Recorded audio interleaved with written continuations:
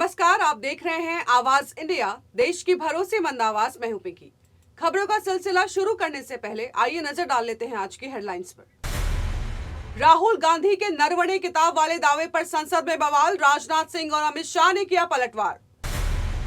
संसद में हंगामे के बाद बोले राहुल गांधी, कहा सरकार क्यों डरी हुई है, राष्ट्रीय सुरक्षा पर चर्चा हो। केंद्रीय बजट पर बोली सीएम रेखा गुप्ता, कहा गरीब युवा और महिलाओं को मजबूती देगा। दिल्ली में सीएम ममता का तीखा तेवर, बोली हम सम्मान देते हैं पर हमें अपमान मिलता है। और पाकिस्तान के बहिष्कार पर बीसीसीआई का रुख साफ, राजीव शुक्ला बोले हम आईसीसी के साथ। अब खबरें विस्तार से। संसद के बजट सत्र के दौरान राष्ट्रपति के अभिभाषण पर चर्चा में उस वक्त भारी हंगामा हुआ जब नेता प्रतिपक्ष राहुल गांधी ने पूर्व सेना प्रमुख एम नरवणे की एक मैगजीन का हवाला दिया। राहुल गांधी ने दावा किया है कि चीनी सेना भारतीय सीमा में घुसी और उसके टैंक भारतीय क्षेत्र के पास देखे गए। उन्होंने कहा है कि 4 चीनी टैंक कैलाश रिज की ओर बढ़ रहे थे और ये जानकारी उन्हें प्रामाणिक स्रोत से मिली है। इस बयान पर सत्ता पक्ष ने कड़ी आपत्ति जताई है और सदन में शोर शराबा शुरू हो गया। रक्षा मंत्री राजनाथ सिंह ने कहा है कि राहुल गांधी जिस किताब का हवाला दे रहे हैं वो प्रकाशित ही नहीं हुई है। उन्होंने लोकसभा अध्यक्ष से मांग की है कि राहुल गांधी उस किताब को सदन में प्रस्तुत करें। विपक्ष के नेता को बिना तथ्यों के संसद को गुमराह नहीं करना चाहिए। वहीं केंद्रीय गृह मंत्री अमित शाह ने भी राहुल गांधी के बयान पर तीखी प्रतिक्रिया दी। उन्होंने कहा कि राहुल गांधी बिना प्रामाणिकता के सिर्फ एक मैगजीन रिपोर्ट के आधार पर आरोप लगा रहे हैं। किसी भी मैगजीन में कुछ भी लिखा जा सकता है, इसलिए ऐसी बातों पर भरोसा नहीं किया जाना चाहिए। उन्होंने राहुल गांधी से पूछा कि उन्हें ये जानकारी किसने दी कि चीनी टैंक भारतीय सेना में आए थे। अमित शाह ने यह भी याद दिलाया है कि सदन में चर्चा राष्ट्रपति के अभिभाषण पर हो रही थी, न कि चीन पर। वहीं विपक्ष ने सरकार पर सच्चाई छिपाने का आरोप लगाया। इस पूरे विवाद ने संसद के सत्र को गरमा दिया और सत्ता पक्ष विपक्ष के बीच टकराव और बढ़ गया। संसद में हुए हंगामे के बाद आखिरकार चेयर पर बैठे सांसद जगदंबिका पाल ने सदन को मंगलवार तक स्थगित कर दिया है। पूरे घटनाक्रम के बाद राहुल गांधी संसद से बाहर मीडिया के सामने आए। राहुल गांधी ने कहा है कि उन्हें समझ में नहीं आ रहा है कि सरकार आखिर क्यों डरी हुई है। उन्होंने आरोप लगाया है कि मोदी सरकार राष्ट्रीय सुरक्षा से जुड़े सच को छिपा रही है। हम इस मुद्दे पर सदन में खुलकर बोलना चाहते थे। उन्होंने कहा कि वो बताना चाहते थे कि पूर्व सेना प्रमुख ने राजनाथ सिंह से क्या कहा था। राहुल गांधी ने यह भी दावा किया है कि नरवणे ने प्रधानमंत्री और रक्षा मंत्री पर लेख में टिप्पणी की थी। साथ ही उन्होंने सवाल किया है कि जब चीन सामने आ रहा था तो 56 इंच की छाती कहां थी। अंत में कहा है कि राष्ट्रीय सुरक्षा पर संसद में चर्चा बेहद जरूरी है। मुख्यमंत्री रेखा गुप्ता ने केंद्रीय बजट की सराहना करते हुए इसे विकास की गति को देने वाला बजट बताया। उन्होंने कहा है कि केंद्र सरकार ने इस बार विकास कार्यों पर खर्च बढ़ाया है, जिसके लिए वो आभार व्यक्त करती हैं। सीएम ने प्रेस कॉन्फ्रेंस पर दिल्ली को बजट में मिले 1348 करोड़ रुपए के आवंटन की जानकारी दी। उन्होंने बताया है कि ये राशि दिल्ली के इंफ्रास्ट्रक्चर, पानी और बुनियादी सुविधाओं पर खर्च की जाएगी। पिछले साल का 11.2 लाख करोड़ रुपए का खर्च बढ़ाकर 12.2 लाख करोड़ रुपए कर दिया गया है। इससे अधिक सड़कें बनेंगी, नए प्रोजेक्ट आएंगे और रोजगार के अवसर बढ़ेंगे। रेखा गुप्ता ने बताया है कि दिल्ली पुलिस का पूरा खर्च आज भी केंद्र सरकार वहन करती है।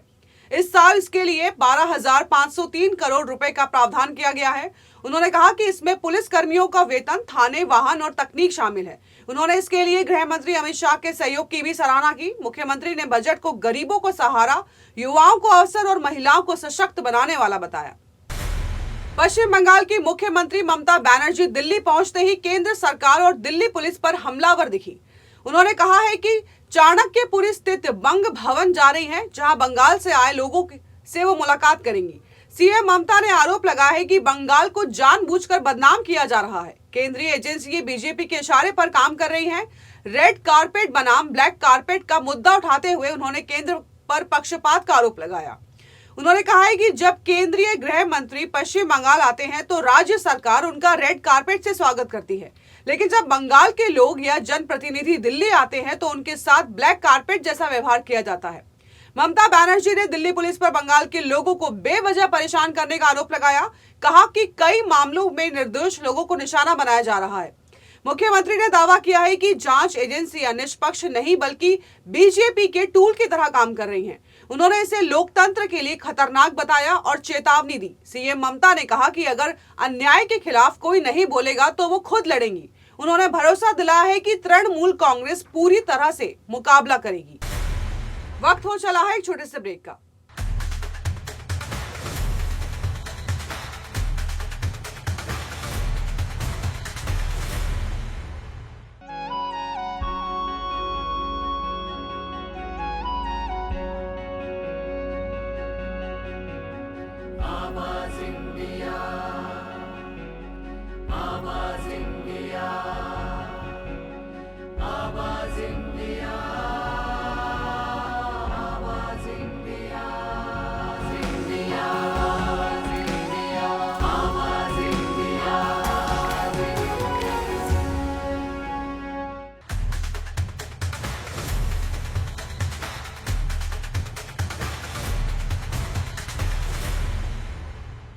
ब्रेक के बाद आप सभी का स्वागत है। बढ़ते हैं अगली खबर की ओर।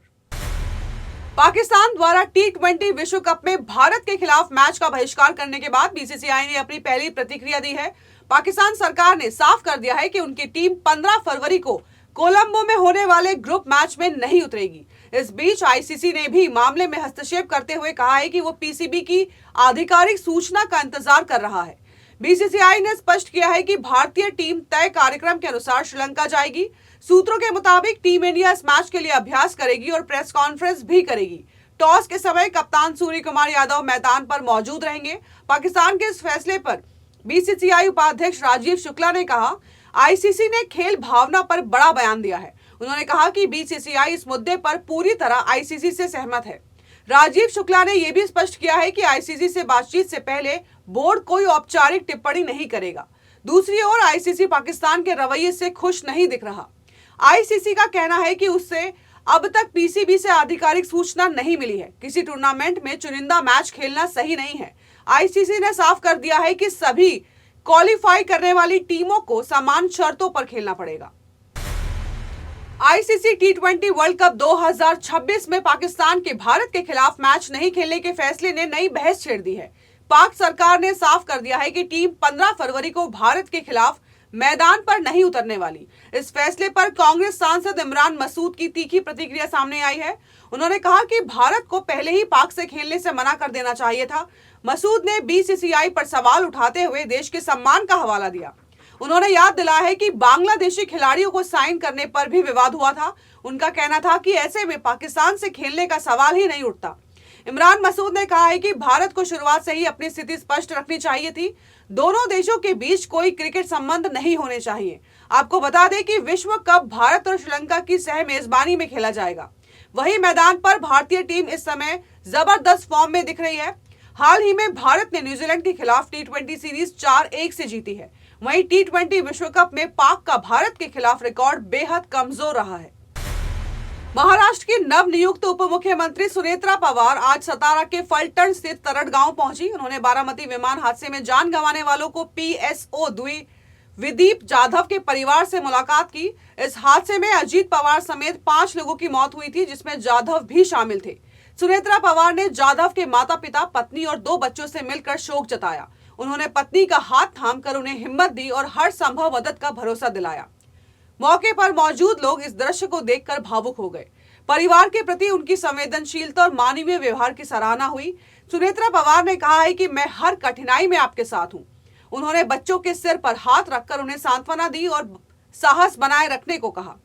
विदीप जाधव मुंबई पुलिस के 2009 बैच के अधिकारी थे और अजीत पवार के पीएसओ थे।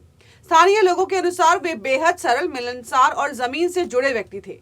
जाधव की अचानक मौत से पूरा गांव भावुक है। साजिद नाडियावाला और विशाल भारद्वाज की फिल्म ओ रोमियो लगातार अपनी म्यूजिक से सुर्खियां बटोर रही हैं। शाहिद कपूर और तृप्ति धिमरी स्टारर इस फिल्म के पहले ही गाने में दर्शकों को अच्छा खासा रिस्पांस मिल रहा है। अब मेकर्स ने फिल्म का नया रोमांटिक ट्रैक इश्क का फीवर रिलीज कर दिया है। इस गाने को विशाल भारद्वाज ने कंपोज किया है, जबकि इसके बोल दिग्गज गीतकार गुलजार ने लिखे हैं। खास बात यह है कि गाने को अरिजीत सिंह ने गाया है और ये गाना अरिजीत के प्लेबैक सिंगिंग से रिटायरमेंट के ऐलान के कुछ ही दिनों बाद ही सामने आया है। इस वजह से ये ट्रैक फैंस के लिए और भी खास बन गया है। गाने की शुरुआत फरीदा जलाल की दमदार लाइन से होती है, जो सीधे दिल को छू जाती है। इसके बाद धुन धीरे धीरे एक इमोशनल और सुकून भरे रोमांटिक माहौल में बदल जाती है। म्यूजिक भले ही सिंपल हो, लेकिन इसके जज्बात बेहद गहरे हैं। गाने में प्यार की तड़प और इंतजार की भावना साफ महसूस होती है। शाहिद कपूर और तृप्ति धिमरी की केमिस्ट्री इस मूड के साथ पूरी तरह मेल खाती है। गाना रिलीज होते ही फैंस के भावुक रिएक्शन सामने आने लगे हैं। कई लोगों ने अरिजीत के प्लेबैक सिंगिंग में कमबैक करने की भी अपील की है।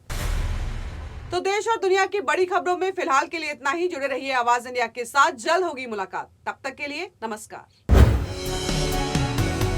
आवाज इंडिया।